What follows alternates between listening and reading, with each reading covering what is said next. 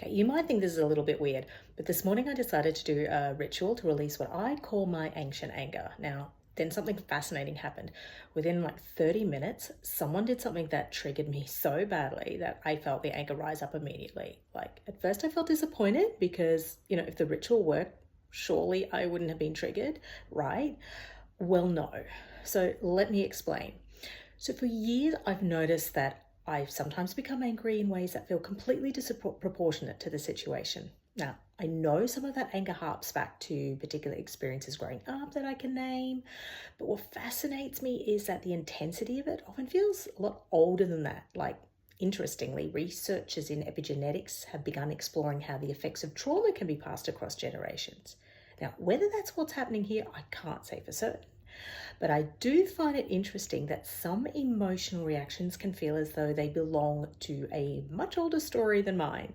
Now, I have done a lot of work over the years to learn how to use anger in a healthy way.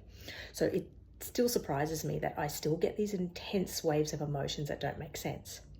Now, I don't want to use my personal traumas or even historic traumas in my DNA as an excuse for my anger. So, yeah, I sat down, acknowledged the pain beneath that anger, and consciously let it go.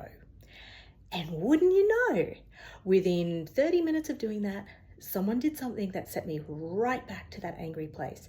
Thank you, universe, for the test. Now, it wasn't a big thing this person did, it was just a really big trigger. I felt so disappointed in myself because, if the ritual worked, I wouldn't have been triggered, right? But what if the ritual didn't fail? What if it actually helped slow me down enough to illuminate exactly where that anger still lives? So I took the time to see why this particular trigger activated me so much, and it all made complete sense. And now I know what to do about this particular situation or situations like this from happening again, as much as possible. Now, the reason I'm sharing this very vulnerable moment with you is that even when you do all the work, there will still be times when you don't see the results. And it's important not to see this as failing at your emotional growth. When you can start to notice your reactions in real time, trace it back to earlier experiences, you can have a mature conversation with yourself or with someone else instead of acting out. And that's what growth and integration looks like. It's not the absence of triggers.